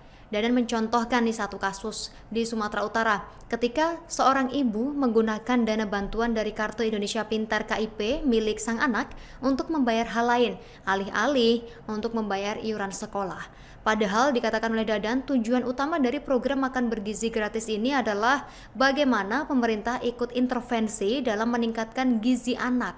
Selain itu, Dadan mengatakan skema bantuan tunai tidak mungkin dilakukan karena pemerintah ingin menciptakan sistem rantai pasok ekonomi desa. Nah, caranya yakni dengan membangun permintaan atau demand baru, dalam hal ini melalui dapur MBG. Adapun instruksi dari Presiden Prabowo Subianto ini terkait telur harus disajikan, yang artinya 1 telur untuk 1 anak, sehingga tidak boleh ada menu telur dadar atau diorak-arik. Penyajian telur ini hanya boleh diceplok dan juga direbus agar telur tersebut tetap utuh diberikan kepada anak-anak. Dadan juga mengatakan sepulang dari New York, Presiden Prabowo Subianto ini berencana untuk menemui para mitra SPPG atau Satuan Pelayanan Pemenuhan Gizi agar bisa memanfaatkan, mengoptimalkan dana yang ada dan tidak membuat hal-hal yang tidak sepatutnya. Pihaknya pun menegaskan dalam program MBG ini mengutamakan fresh food atau makanan segar, sementara ultra processed food atau UPF diberikan saat libur sekolah atau periode Ramadan. Selamat datang kembali di sesi pendalaman materi kita. Hari ini kita langsung aja ya. Kita bedah informasi penting dari sumber-sumber yang Anda bagikan soal program makan bergizi gratis atau MBG. Fokusnya ada dua nih yang cukup kontras. Pertama, soal insiden keracunan massal yang ya ampun mengkhawatirkan banget. Dan yang kedua, skala anggaran program ini yang luar biasa gede. Iya, betul. Kontras ya, jadinya ada dana triliunan, tapi kok ada dugaan masalah mendasar kayak keamanan pangan gitu. Nah, itu dia. Misi kita kali ini seperti biasa, mengurai fakta-fakta kuncinya aja, biar Anda dapat gambaran yang jelas dan ringkas. Oke, siap ya? Mari kita bongkar. Pertama, kita lihat skala keracunannya dulu. Ini penting banget karena ternyata angkanya ini simpang siur antar lembaga. Oh gitu ya, ada data apa aja? Jadi Badan Gizi Nasional, BGN, yang kelola program ini kan, mereka catat ada 5.080 kasus. Terus ada data dari Kemenkes, itu sedikit lebih tinggi, 5.207. Lalu BPOM, Badan Pengawas Obat Makanan, catat 5.320. Beda-beda ya angkanya. Tapi selisihnya nggak terlalu jauh mungkin ya. Nah, tapi tunggu dulu. Ada data lagi dari lembaga riset, CISDI. Mereka punya angka paling tinggi, 5.626. Wah, 5.626 itu tersebar di mana aja? Itu tersebar di puluhan kota dan kabupaten di 17 provinsi. Banyak banget kan? Wow, 17 provinsi. Luas sekali cakupannya. Iya. Perbedaan data ini aja udah nunjukin ya betapa kompleksnya mungkin pendataan di lapangan, atau mungkin definisinya beda-beda, kita nggak tahu juga ya. Bisa jadi, bisa jadi. Menariknya lagi nih, respons terhadap kasus ini datang dari banyak arah loh. Ini nunjukin keseriusan situasinya. Oh ya, siapa aja yang turun tangan? Jadi, Bareskrim Polri itu kan unit investigasi utama kepolisian ya. Mereka turun langsung kasih asistensi ke polda-polda di wilayah terdampak. Oke, dari kepolisian berarti ya? Iya. Terus dari sisi legislatif juga. Wakil Ketua DPR udah minta aparat penegak hukum, ya polisi dan kejaksaan, itu buat investigasi lapangan menyeluruh. Jadi ada dorongan dari DPR juga ya? Betul. Nggak cuma itu, Badan Gizi Nasional BGN sendiri sebagai pengelola program, mereka juga nggak tinggal diam. Mereka bentuk tim khusus. Tim khusus buat apa tuh? Buat kasih second opinion, opini kedua yang kredibel gitu, soal penyebab keracunannya. Jadi ada upaya dari eksekutif, legislatif, sama penegak hukum jalan barengan. Serius ini kelihatannya. Nah, ini nih bagian yang menurut saya sangat menarik soal dugaan penyebabnya. Gimana tuh? Ada dugaan kuat, ini disorot sama politisi Andi Arief. Katanya akar masalahnya itu mungkin ada di penyedia makanannya. Warung atau dapur lokal gitu. Penyedia makanannya kenapa? Diduga ambil untung berlebihan. Gitu. Jadi kan idealnya, anggarannya itu 15.000 per porsi ya. Nah, dari situ harusnya sekitar 10.000 dipakai buat bahan baku yang bagus. Oke, 10.000 buat bahan baku. Terus? Tapi praktiknya, ini baru dugaan ya, katanya dipangkas. Cuma jadi 7.000 sampai 8.000 aja buat bahan baku. Sisanya buat profit. Wah, dipotong sekitar 2.000-3.000 per porsi ya? Iya, kelihatannya kecil ya per porsi. Tapi coba bayangin kalau dikali jutaan anak penerima program tiap hari. Angkanya jadi gede banget kan? Betul, betul. Dan pemotongan ini kalau benar terjadi, ya pasti dampaknya langsung ke mutu makanan dong ya. Gizi, keamanannya juga. Nah, iya. Itu dugaannya. Keamanan pangannya jadi tanda tanya besar. Dan kalau kita kaitkan ya dugaan pemotongan biaya ini sama gambaran besarnya. Ini terjadi di tengah program dengan anggaran yang fantastis banget. Fantastis gimana tuh angkanya? Bisa di-spill dikit nggak? Gede banget. Untuk tahun 2026 aja nih, pagu anggaran resmi, ini batas atas dana yang udah disetujui buat BGN itu 268 triliun. 268 triliun. Wow. Iya, triliun pakai T. Dan angka ini naik loh dari pagu indikatif atau rencana awalnya. Rencana awalnya itu cuma 217 triliun. Naik cukup signifikan ya berarti? Banget. Bahkan nih, kalau kita lihat di nota keuangan, dokumen resmi anggaran negara itu, total potensi dana yang disiapin bisa sampai 335 triliun. 335 triliun? Itu udah termasuk dana apa lagi? Itu termasuk dana siaga sekitar 67 triliun. Jadi, ya ratusan triliun rupiah. Skalanya ini, aduh, susah dibayangin untuk satu program aja. Gila sih angkanya. Terus, uang sebanyak itu sumbernya dari mana aja? Dan pembagiannya gimana? Sumber utamanya itu dari realokasi anggaran 3 sektor besar. Paling banyak dari pendidikan, itu nyumbang sekitar 223 triliun. Pendidikan ya, yang paling besar. Terus? Terus dari kesehatan, sekitar 24,7 triliun. Sama dari sektor ekonomi, sekitar 19,7 triliun. Oke, jadi dari 3 pos besar itu ya. Nah, ini ada poin penting nih yang perlu Anda catat juga. Apa tuh? Jadi dari total alokasi itu, 97,7%-nya atau sekitar 261 triliun itu dialokasikan untuk belanja barang. Belanja barang ya? Maksudnya? Dalam konteks ini, ya belanja barang itu utamanya buat pengadaan makanannya itu sendiri. Beli bahan makanan, masak, distribusinya mungkin ya. Oh, jadi hampir semuanya buat beli makanannya ya? Ya, hampir semua. Alokasi buat gaji pegawai atau belanja modal, kayak beli panci atau mobil gitu misalnya, itu porsinya kecil banget. Fokusnya benar-benar di pengadaan makanannya. Betul. Dan kalau kita kerucutkan lagi ya, keanggaran yang dikelola langsung sama BGN itu sekitar 255 triliun dialokasikan buat program pemenuhan gizi. Perlu dipahami juga nih, sasaran program ini kan nggak cuma anak sekolah aja ya sebetulnya. Oh ya? Siapa lagi sasarannya? Anggaran ini juga dirancang buat mencakup kelompok rentan lain. Ibu hamil, terus ibu menyusui, sama balita juga masuk. Jadi jangkauannya memang luas banget. Oke, jadi nggak cuma anak sekolah ya, tapi juga bumil, busui, dan balita. Luas ya cakupannya. Jadi kalau kita rangkum nih, apa intisarinya buat Anda? Sekarang Anda punya gambaran. Ada kasus keracunan massal yang luas, datanya masih simpang siur perlu disatukan. Terus ada investigasi serius dari berbagai lembaga yang lagi jalan. Ada juga dugaan kuat soal pemotongan biaya di tingkat penyedia buat ambil untung.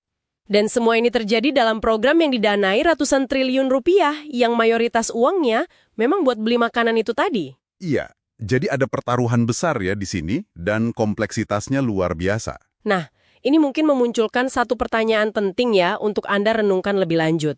Apa tuh pertanyaannya? Ketika dana segede ini, yang hampir semuanya buat pengadaan makanan atau belanja barang, ketemu sama dugaan praktik pemotongan biaya di lapangan, pertanyaannya adalah, gimana caranya mekanisme pengawasan dan akuntabilitas itu bisa benar-benar efektif?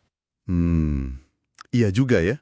Gimana kita bisa memastikan setiap rupiah anggaran itu benar-benar jadi makanan yang bergizi dan aman sampai ke piring penerima manfaat, tanpa mengorbankan tujuan mulia dari program ini sendiri? Pertanyaan kritis banget itu. Sesuatu untuk kita pikirkan bersama ya. Betul, sesuatu untuk dipikirkan lebih lanjut oleh Anda semua. Baiklah, terima kasih banyak sudah menyimak sesi pendalaman materi kita kali ini. Sampai jumpa di pembahasan berikutnya. Saya singkat saja. Satu hal barangkali pemahaman tentang the food safety ya. Barangkali teman-teman kurang begitu paham. Kita tahu bahwa di suhu ruangan dengan 5-60 derajat Celcius itu adalah suhu kritis. Jadi nggak heran makanan basi, tumbuh jamur, tumbuh bakteri dan sebagainya. Yang menarik, pedoman dari BGN sendiri udah ditulis sama dia nih. Kunci keamanan pangan. Nomor 1, jagalah pangan pada suhu aman. Mana yang aman? Kalau suhunya udah antara 5-60 derajat. Itu sebabnya kalau kita pesta makan dengan prasmanan di skal gitu, di bawahnya ada pemanas, bukan supaya makanannya enak dan anget, tapi supaya ini menghindari bakterinya tumbuh. So pastikan bahwa makanan yang dibagi itu tidak masuk ke suhu 60 derajat ke bawah. Nah pikirin, cara satu-satunya adalah barangkali geser SPPG-nya ke kantin sekolah. Itu pertama. Kedua, ini menarik. Pelibatan siapa saja. Tolong libatin Persagi dong. Kita punya Persatuan Ahli Gizi. Nah yang menarik Bapak Ibu, barangkali ini pemahaman juga buat Anda, punten, izin. Ahli gizi Indonesia tuh banyak sekali reno-renone. Nek wong Jawa ngerti reno-renone apa? Jadi ada namanya ahli gizi yang berasal dari teknologi pangan. Kalau ahli gizi dari Tekpang, wah nggak heran dibelain itu semua kemasan. Karena yang penting hitungan kalori. Mereka adalah penghamba UPF. Nah, libatkan juga TPG, tenaga pelaksana gizi. Mereka adalah orang yang paling tahu di lapangan, ya, kader. Nah, kenapa kelihatannya kader Posyandu TPG nggak dilibatkan? Karena BGN udah tahu pasti bakal dikuyo-kuyo. Karena apa? Iki panganan opo iki, ya kan? Lowong susu isinya dudu susu isinya gula tok itu ya, pasti dikuyo-kuyo. Ya jelas mereka nggak dilibatkan daripada merugikan, ya kan? kontraproduktif. Nah, bicara tadi Bu Neti mengatakan list SPPG yang bagus dan tidak bagus. Bu, sulit Bu, karena mereka tidak terbuka.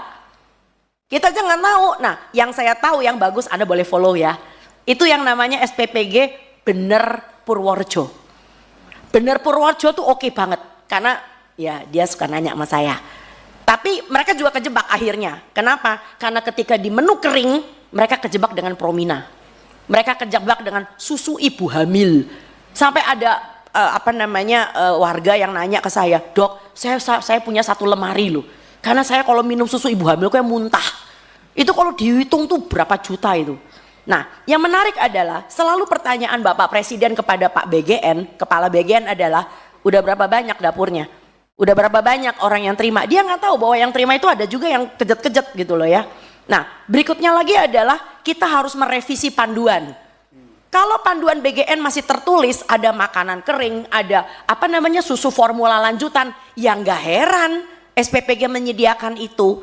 Ya, sampai ada ketua tim menggerak PKK, salah satu ibu camat dan ibu bupati yang kenal baik sama saya, itu mengatakan, "Dok, gimana dok? Saya ibu bupati, tapi kalau aku nggak ngikutin, aku dikuyok-kuyok nanti ini." Karena panduan BGN kayak gitu. Lah, panduannya mesti direvisi. Nah, bicara tentang pentahelix, untuk mengungkit, untuk mengubah cermin malnutrisi di Indonesia, kita kenal yang namanya pemerintah. Kita kenal yang namanya masyarakat, kita kenal yang namanya media, kita kenal yang namanya akademisi dan pakar. Akademisi nggak didengar Pak, masuk kuping kiri keluar kuping kanan, kalian aja nggak didengar kan sebagai perwakilan rakyat.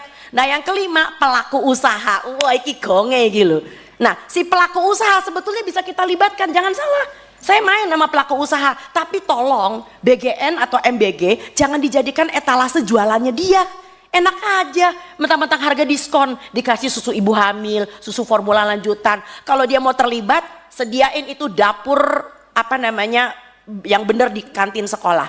Sediain itu mobil dengan berpemanas, sehingga anak-anak ketika menerima makanan itu masih 75 derajat Celcius. Tidak mendidih tapi masih bagus. Ya, coba Anda cek di belahan dunia sebelah mana, food tray itu disusun, diikat nganggo tali rafia gitu. Mesano itu khas Indonesia itu loh. Ya, jadi Anda lihat bahkan di India aja mereka membagi langsung di dapur makanan basah, makanan yang keluar dari panci. Oke, and then ada satu lagi. Ada anak yang sebetulnya punya kebiasaan sarapan Bapak Ibu. Tapi gara-gara ada MBG dia jadi nggak sarapan. Karena apa? Takut dimarahin sama gurunya karena makannya nggak habis. So jangan melihat dari satu sisi anak yang tidak sarapan loh. Ada anak yang kebiasaannya bagus udah sarapan, malah jadi nggak jadi sarapan. Dan yang berikutnya lagi adalah pikirkan tenaga SPPG yang sudah direkrut. Ya kita juga nggak mau melakukan moratorium karena mereka adalah orang-orang yang udah senang dengan gaji 1,8 juta kayak kemarin tuh ada yang keluar di TikTok ya. Wih gaji gue bagus. Sementara di tempat itu guru cuma 300.000 honornya per bulan. So saya tidak mau juga posyandu keseret. Karena sekarang udah kelihatan nih posyandu mulai keseret, saya udah bilang. Karena apa? Karena mereka sudah mulai membagi susu-susuan yang berasa-rasa, mulai membagi biskuit-biskuit. Nah, satu hal lagi adalah yang lebih penting. Tolong bedakan rekomendasi dari kritik. Saya pengen pemerintah kita itu dengar ini rekomendasi karena kita semua sayang bangsa ini. Kita cinta bangsa Indonesia, apapun warna kulit kita, apapun bentuk mata kita. Kita adalah orang Indonesia. Tapi tolong, semua yang sifatnya ingin mendukung dengan suatu ide-ide tertentu, jangan dianggap sebagai kritik. Jadi berasanya kayak the super body yang selalu benar. Itu sebabnya kenapa mereka tidak melibatkan posyandu, tidak melibatkan TPG, tidak melibatkan dan sebagainya. Bicara tadi Mas yang mengatakan tentang UPF yang masih bisa diterima. Barangkali saus tomat masih bisa diterima kali ya. Kecap masih bisa diterima kali ya. Ya, tapi bukan yang namanya saus tiram masih bisa lah, dikit-dikit lah ya. Itu kan UPF juga. Tetapi tolong jangan biskuit, jangan roti kemasan. Dan tadi menarik bahwa salah seorang yang mengatakan bahwa Indonesia itu kekurangan makan sayur dan buah. Bapak Ibu, dari Survei Kesehatan Republik Indonesia 2024, Anda tahu jumlah orang Indonesia berapa persen yang kurang makan sayur dan buah? Saya sebutin angkanya biar kejet-kejet. 96,5%. Ini adalah tanah air yang kaya. Varian sayur dan buah terbanyak di seluruh daerah tropis ada di negeri ini. Tapi Anda bikin anak-anak Anda makan bakmi, anak-anak Anda makan spaghetti, requestnya adalah burger. This does not make sense at all. Terakhir, intoleransi beda dengan alergi. Jadi kalau nanti misalnya Anda memanggil BGN dan BGN dengan gagahnya mengatakan nggak ada tuh yang muntah, lah iya. Intoleransi beda dengan alergi. Alergi saat diberi langsung muntah, langsung diare, langsung mencret, langsung berak-berak. Tapi intoleransi itu ibaratnya seperti Anda punya mertua 3 bulan di rumah. Kalau dia baru datang 3 hari nggak apa-apa, it's okay. Tapi begitu mertua ini mulai 3 bulan, jadi yang disebut dengan exposure, paparannya harus sering. Tiap hari minum susu, lah jeder. Setelah sebulan 2 minggu, mulai kembung, mencret. Itu intoleransi. Jadi intoleransi beda dengan alergi. Jadi saya sakit hati kalau ada orang mengatakan itu dasar norak aja nggak biasa makan enak. Bukan nggak bisa makan enak karena diintoleransi. Dokter kan juga nggak bisa makan tiramisu. Barangkali itu aja. Kami di sini semuanya dengan senang hati ingin membantu. Karena kita adalah bagian dari rakyat Indonesia. Undanglah kami nggak dibayar, kami juga mau kok. Tenang aja. So silahkan Bapak Ibu yang terhormat, ini adalah suatu ajuan dari kami dan barangkali sedikit mau ditambahkan oleh Mbak Olive. Monggo. Silakan. Kasus keracunan massal program prioritas Presiden Prabowo Subianto makan bergizi gratis disorot media internasional. Rentetan peristiwa keracunan massal akibat mengonsumsi MBG itu ikut disorot media asal Inggris yakni BBC. BBC menyoroti lonjakan kasus keracunan makanan akibat mengonsumsi MBG yang terjadi dalam sepekan terakhir. Rentetan kasus ini kemudian memunculkan pertanyaan soal kemana tata kelola program Presiden Prabowo yang bernilai triliunan rupiah itu. Berdasarkan laporan BBC, program tersebut menjadi salah satu program makan gratis termahal di dunia. Meski tujuannya baik, namun sejumlah ahli mengingatkan potensi rawan korupsi, sebagaimana dikatakan analis BPK Muhammad Rafi Bakri. Dalam pernyataannya, Raffi menilai program MBG merupakan ladang emas bagi pejabat korup. Selain BBC, Reuters juga menyoroti rentetan kasus keracunan makan akibat mengonsumsi MBG. Dalam laporannya, Reuters menyoroti beban berat yang dialami rumah sakit kecil di Bandung Barat karena lonjakan pasien akibat keracunan makanan. Reuters mengungkap masalah teknis di dapur penyedia makanan yang terpaksa memasak sejak malam sebelumnya karena jarak ke sekolah jauh. Selain itu, media The Independent juga menyoroti kasus keracunan MBG. Media tersebut menyoroti seruan untuk menghentikan program MBG. The Independent menggambarkan suasana dramatis rumah sakit ketika didatangi anak-anak yang keracunan akibat MBG. Terkait Badan Gizi Nasional yang menolak usulan MBG diganti uang tunai. Dikatakan Badan Gizi Nasional ini menolak ide mengubah skema penyaluran program makan bergizi gratis menjadi bantuan tunai. Kepala BGN, Dadan Hindayani ini mengatakan skema MBG yang digunakan saat ini sudah dirancang sejak lama oleh Presiden Prabowo Subianto. Dan selain itu, Dadan menilai pemberian uang tunai semacam itu sudah diwakili oleh program bantuan langsung tunai BLT yang disalurkan oleh Kementerian Sosial Tribunars. Lulusan Institut Pertanian Bogor ini juga berdalih pemberian uang tunai ini rentan penyelewengan.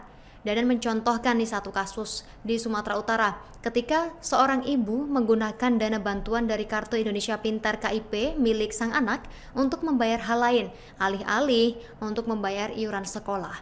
Padahal dikatakan oleh Dadan, tujuan utama dari program makan bergizi gratis ini adalah bagaimana pemerintah ikut intervensi dalam meningkatkan gizi anak. Selain itu, Dadan mengatakan skema bantuan tunai tidak mungkin dilakukan karena pemerintah ingin menciptakan sistem rantai pasok ekonomi desa. Nah, caranya yakni dengan membangun permintaan atau demand baru, dalam hal ini melalui dapur MBG. Adapun instruksi dari Presiden Prabowo Subianto ini terkait telur harus disajikan, yang artinya 1 telur untuk 1 anak, sehingga tidak boleh ada menu telur dadar atau diorak-arik. Penyajian telur ini hanya boleh diceplok dan juga direbus agar telur tersebut tetap utuh diberikan kepada anak-anak. Dadan juga mengatakan sepulang dari New York, Presiden Prabowo Subianto ini berencana untuk menemui para mitra SPPG atau Satuan Pelayanan Pemenuhan Gizi agar bisa memanfaatkan, mengoptimalkan dana yang ada dan tidak membuat hal-hal yang tidak sepatutnya. Pihaknya pun menegaskan dalam program MBG ini mengutamakan fresh food atau makanan segar, sementara ultra processed food atau UPF diberikan saat libur sekolah atau periode Ramadan. Selamat datang kembali di sesi pendalaman materi kita. Hari ini kita langsung aja ya. Kita bedah informasi penting dari sumber-sumber yang Anda bagikan soal program makan bergizi gratis atau MBG. Fokusnya ada dua nih yang cukup kontras. Pertama, soal insiden keracunan massal yang ya ampun mengkhawatirkan banget. Dan yang kedua, skala anggaran program ini yang luar biasa gede. Iya betul, kontras ya, jadinya ada dana triliunan, tapi kok ada dugaan masalah mendasar kayak keamanan pangan gitu. Nah, itu dia. Misi kita kali ini seperti biasa, mengurai fakta-fakta kuncinya aja, biar Anda dapat gambaran yang jelas dan ringkas. Oke, siap ya? Mari kita bongkar. Pertama, kita lihat skala keracunannya dulu. Ini penting banget karena ternyata angkanya ini simpang siur antar lembaga. Oh gitu ya, ada data apa aja? Jadi Badan Gizi Nasional, BGN, yang kelola program ini kan, mereka catat ada 5.080 kasus. Terus ada data dari Kemenkes, itu sedikit lebih tinggi, 5.207. Lalu BPOM, Badan Pengawas Obat Makanan, catat 5.320. Beda-beda ya angkanya. Tapi selisihnya nggak terlalu jauh mungkin ya. Nah, tapi tunggu dulu. Ada data lagi dari lembaga riset, CISDI. Mereka punya angka paling tinggi, 5.626. Wah, 5.626 itu tersebar di mana aja? Itu tersebar di puluhan kota dan kabupaten di 17 provinsi. Banyak banget kan? Wow, 17 provinsi. Luas sekali cakupannya. Iya. Perbedaan data ini aja udah nunjukin ya betapa kompleksnya mungkin pendataan di lapangan, atau mungkin definisinya beda-beda, kita nggak tahu juga ya. Bisa jadi, bisa jadi. Menariknya lagi nih, respons terhadap kasus ini datang dari banyak arah loh. Ini nunjukin keseriusan situasinya. Oh ya, siapa aja yang turun tangan? Jadi, Bareskrim Polri itu kan unit investigasi utama kepolisian ya. Mereka turun langsung kasih asistensi ke polda-polda di wilayah terdampak. Oke, dari kepolisian berarti ya? Iya. Terus dari sisi legislatif juga. Wakil Ketua DPR udah minta aparat penegak hukum, ya polisi dan kejaksaan, itu buat investigasi lapangan menyeluruh. Jadi ada dorongan dari DPR juga ya? Betul. Nggak cuma itu, Badan Gizi Nasional BGN sendiri sebagai pengelola program, mereka juga nggak tinggal diam. Mereka bentuk tim khusus. Tim khusus buat apa tuh? Buat kasih second opinion, opini kedua yang kredibel gitu, soal penyebab keracunannya. Jadi ada upaya dari eksekutif, legislatif, sama penegak hukum jalan barengan. Serius ini kelihatannya. Nah, ini nih bagian yang menurut saya sangat menarik soal dugaan penyebabnya. Gimana tuh? Ada dugaan kuat, ini disorot sama politisi Andi Arief. Katanya akar masalahnya itu mungkin ada di penyedia makanannya. Warung atau dapur lokal gitu. Penyedia makanannya kenapa? Diduga ambil untung berlebihan. Gitu. Jadi kan idealnya, anggarannya itu 15.000 per porsi ya. Nah, dari situ harusnya sekitar 10.000 dipakai buat bahan baku yang bagus. Oke, 10.000 buat bahan baku. Terus? Tapi praktiknya, ini baru dugaan ya, katanya dipangkas. Cuma jadi 7.000 sampai 8.000 aja buat bahan baku. Sisanya buat profit. Wah, dipotong sekitar 2.000-3.000 per porsi ya? Ya, kelihatannya kecil ya per porsi. Tapi coba bayangin kalau dikali jutaan anak penerima program tiap hari. Angkanya jadi gede banget kan? Betul, betul. Dan pemotongan ini kalau benar terjadi, ya pasti dampaknya langsung ke mutu makanan dong ya. Gizi, keamanannya juga. Nah, iya. Itu dugaannya. Keamanan pangannya jadi tanda tanya besar. Dan kalau kita kaitkan ya dugaan pemotongan biaya ini sama gambaran besarnya, ini terjadi di tengah program dengan anggaran yang fantastis banget. Fantastis gimana tuh angkanya? Bisa di-spill dikit nggak? Gede banget. Untuk tahun 2026 aja nih, pagu anggaran resmi, ini batas atas dana yang udah disetujui buat BGN itu 268 triliun. 268 triliun. Wow. Iya, triliun pakai T. Dan angka ini naik loh dari pagu indikatif atau rencana awalnya. Rencana awalnya itu cuma 217 triliun. Naik cukup signifikan ya berarti? Banget.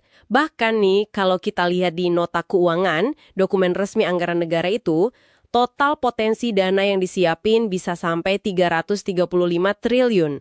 335 triliun? Itu udah termasuk dana apa lagi? Itu termasuk dana siaga sekitar 67 triliun. Jadi, ya ratusan triliun rupiah. Skalanya ini, aduh, susah dibayangin untuk satu program aja. Gila sih angkanya. Terus, uang sebanyak itu sumbernya dari mana aja? Dan pembagiannya gimana? Sumber utamanya itu dari realokasi anggaran 3 sektor besar. Paling banyak dari pendidikan, itu nyumbang sekitar 223 triliun. Pendidikan ya, yang paling besar.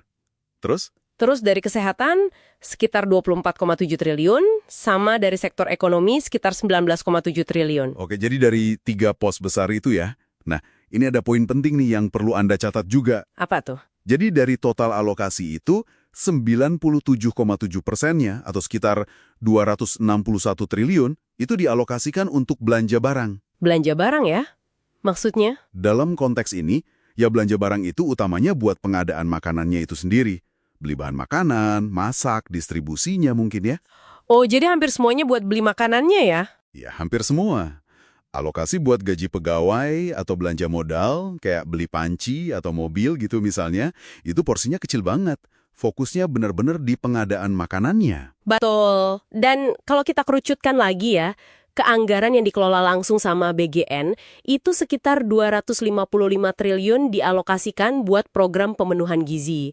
Perlu dipahami juga nih, sasaran program ini kan nggak cuma anak sekolah aja ya sebetulnya. Oh ya? Siapa lagi sasarannya? Anggaran ini juga dirancang buat mencakup kelompok rentan lain.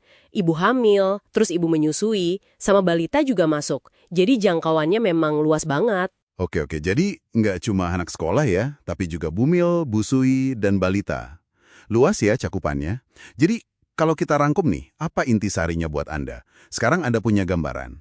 Ada kasus keracunan massal yang luas, datanya masih simpang siur perlu disatukan. Terus ada investigasi serius dari berbagai lembaga yang lagi jalan. Ada juga dugaan kuat soal pemotongan biaya di tingkat penyedia buat ambil untung. Dan semua ini terjadi dalam program yang didanai ratusan triliun rupiah yang mayoritas uangnya memang buat beli makanan itu tadi. Iya, jadi ada pertaruhan besar ya di sini dan kompleksitasnya luar biasa. Nah, ini mungkin memunculkan satu pertanyaan penting ya untuk Anda renungkan lebih lanjut. Apa tuh pertanyaannya?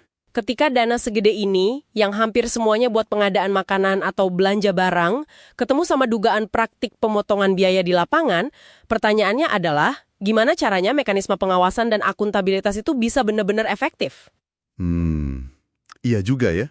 Gimana kita bisa memastikan setiap rupiah anggaran itu benar-benar jadi makanan yang bergizi dan aman sampai ke piring penerima manfaat, tanpa mengorbankan tujuan mulia dari program ini sendiri? Pertanyaan kritis banget itu.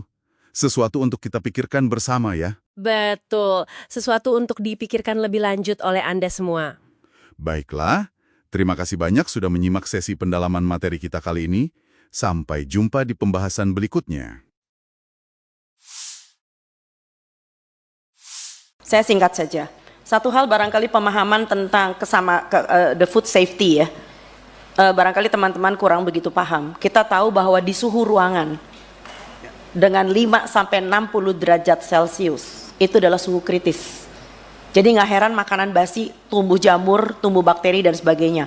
Yang menarik, pedoman dari BGN sendiri udah ditulis sama dia nih. Kunci keamanan pangan. Nomor 1, jagalah pangan pada suhu aman. Mana yang aman? Kalau suhunya udah antara 5 sampai 60 derajat. Itu sebabnya kalau kita pesta makan dengan prasmanan di skal gitu, di bawahnya ada pemanas, bukan supaya makanannya enak dan anget, tapi supaya ini menghindari bakterinya tumbuh. So pastikan bahwa makanan yang dibagi itu tidak masuk ke suhu 60 derajat ke bawah. Nah pikirin, cara satu-satunya adalah barangkali geser SPPG-nya ke kantin sekolah. Itu pertama. Kedua, ini menarik. Pelibatan siapa saja. Tolong libatin Persagi dong. Kita punya Persatuan Ahli Gizi. Nah yang menarik Bapak Ibu, barangkali ini pemahaman juga buat Anda, punten, izin. Ahli gizi Indonesia tuh banyak sekali reno-renone, nek wong Jawa ngerti reno-reno apa. Jadi ada yang namanya ahli gizi yang berasal dari teknologi pangan. Kalau ahli gizi dari Tekpang, wah nggak heran dibelain itu semua kemasan, karena yang penting hitungan kalori. Mereka adalah penghamba UPF. Nah, libatkan juga TPG, tenaga pelaksana gizi. Mereka adalah orang yang paling tahu di lapangan, ya, kader. Nah, kenapa kelihatannya kader Posyandu TPG nggak dilibatkan? Karena BGN udah tahu pasti bakal dikuyo-kuyo. Karena apa? Iki panganan opo iki, ya kan? Lowong susu isinya dudu susu isinya gula tok itu ya, pasti dikuyo-kuyo. Ya jelas mereka nggak dilibatkan daripada merugikan, ya kan? kontraproduktif. Nah, bicara tadi Bu Neti mengatakan list SPPG yang bagus dan tidak bagus. Bu, sulit Bu, karena mereka tidak terbuka. Kita jangan tahu. Nah, yang saya tahu yang bagus Anda boleh follow ya. Itu yang namanya SPPG Bener Purworejo. Bener Purworejo tuh oke banget. Karena ya dia suka nanya sama saya.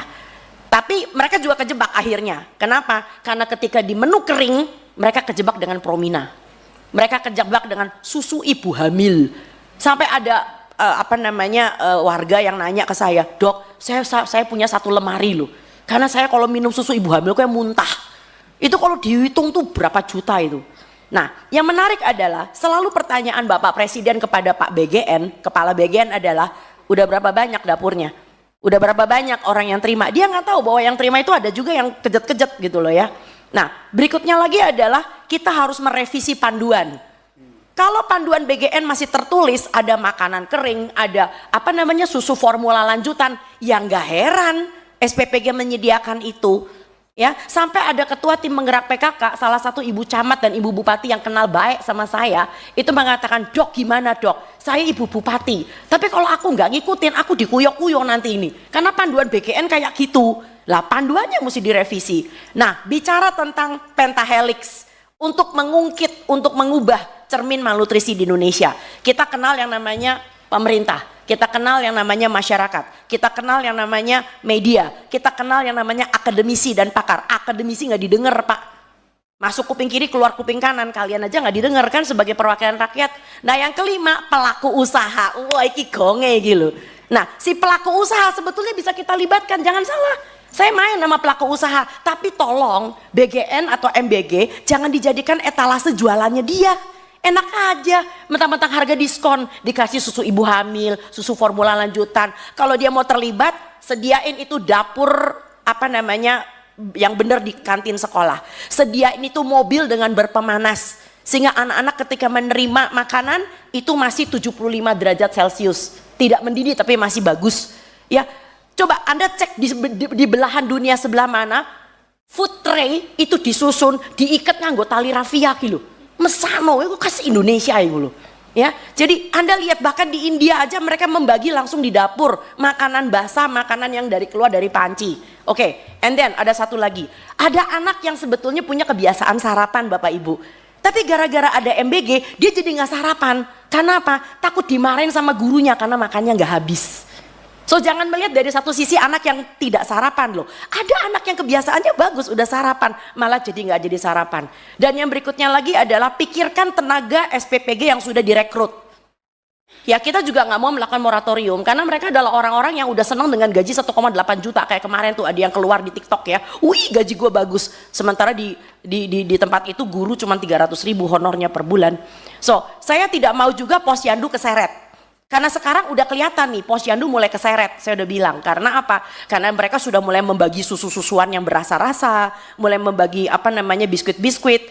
Nah, satu hal lagi adalah yang lebih penting. Tolong bedakan rekomendasi dari kritik.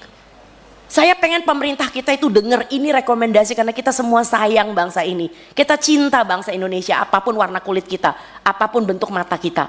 Kita adalah orang Indonesia. Tapi tolong, semua yang sifatnya ingin mendukung dengan suatu ide-ide tertentu, jangan dianggap sebagai kritik. Jadi berasanya kayak the super body yang selalu benar. Itu sebabnya kenapa mereka tidak melibatkan posyandu, tidak melibatkan TPG, tidak melibatkan dan sebagainya. Bicara tadi Mas yang mengatakan tentang UPF yang masih bisa diterima. Barangkali saus tomat masih bisa diterima kali ya. Kecap masih bisa diterima kali ya. Ya, tapi bukan yang namanya saus tiram masih bisa lah, dikit-dikit lah ya. Itu kan UPF juga. Tetapi tolong jangan biskuit, jangan roti kemasan. Dan tadi menarik bahwa salah seorang yang mengatakan bahwa Indonesia itu kekurangan makan sayur dan buah. Bapak Ibu, dari Survei Kesehatan Republik Indonesia 2024, Anda tahu jumlah orang Indonesia berapa persen yang kurang makan sayur dan buah? Saya sebutin angkanya biar kejet-kejet. 96,5%. Ini adalah tanah air yang kaya. Varian sayur dan buah terbanyak di seluruh daerah tropis ada di negeri ini. Tapi Anda bikin anak-anak Anda makan bakmi, anak-anak Anda makan spaghetti, requestnya adalah burger. This does not make sense at all. Terakhir, intoleransi beda dengan alergi. Jadi kalau nanti misalnya Anda memanggil BGN dan BGN dengan gagahnya mengatakan nggak ada tuh yang muntah, lah iya. Intoleransi beda dengan alergi. Alergi saat diberi langsung muntah, langsung diare, langsung mencret, langsung berak-berak. Tapi intoleransi itu ibaratnya seperti Anda punya mertua 3 bulan di rumah.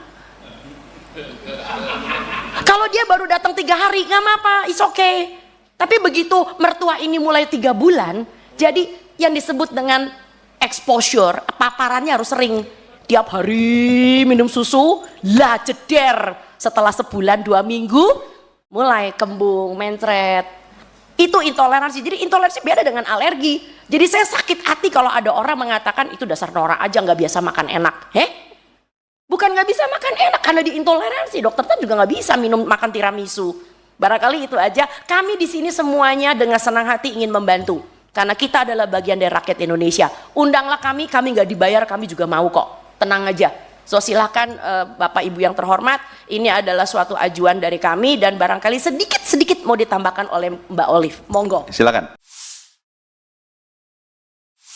Kasus keracunan massal program prioritas Presiden Prabowo Subianto makan bergizi gratis disorot media internasional. Rentetan peristiwa keracunan massal akibat mengonsumsi MBG itu ikut disorot media asal Inggris yakni BBC. BBC menyoroti lonjakan kasus keracunan makanan akibat mengonsumsi MBG yang terjadi dalam sepekan terakhir. Rentetan kasus ini kemudian memunculkan pertanyaan soal kemana tata kelola program Presiden Prabowo yang bernilai triliunan rupiah itu. Berdasarkan laporan BBC, program tersebut menjadi salah satu program makan gratis termahal di dunia. Meski tujuannya baik, namun sejumlah ahli mengingatkan potensi rawan korupsi, sebagaimana dikatakan analis BPK Muhammad Rafi Bakri. Dalam pernyataannya, Raffi menilai program MBG merupakan ladang emas bagi pejabat korup. Selain BBC, Reuters juga menyoroti rentetan kasus keracunan makan akibat mengonsumsi MBG. Dalam laporannya, Reuters menyoroti beban berat yang dialami rumah sakit kecil di Bandung Barat karena lonjakan pasien akibat keracunan makanan. Reuters mengungkap masalah teknis di dapur penyedia makanan yang terpaksa memasak sejak malam sebelumnya karena jarak ke sekolah jauh. Selain itu, media The Independent juga menyoroti kasus keracunan MBG. Media tersebut menyoroti seruan untuk menghentikan program MBG. The Independent menggambarkan suasana dramatis rumah sakit ketika didatangi anak-anak yang keracunan akibat MBG. Terkait Badan Gizi Nasional yang menolak usulan MBG diganti uang tunai. Dikatakan Badan Gizi Nasional ini menolak ide mengubah skema penyaluran program makan bergizi gratis menjadi bantuan tunai. Kepala BGN, Dadan Hindayani ini mengatakan skema MBG yang digunakan saat ini sudah dirancang sejak lama oleh Presiden Prabowo Subianto. Dan selain itu, Dadan menilai pemberian uang tunai semacam itu sudah diwakili oleh program bantuan langsung tunai BLT yang disalurkan oleh Kementerian Sosial Tribunars. Lulusan Institut Pertanian Bogor ini juga berdalih pemberian uang tunai ini rentan penyelewengan.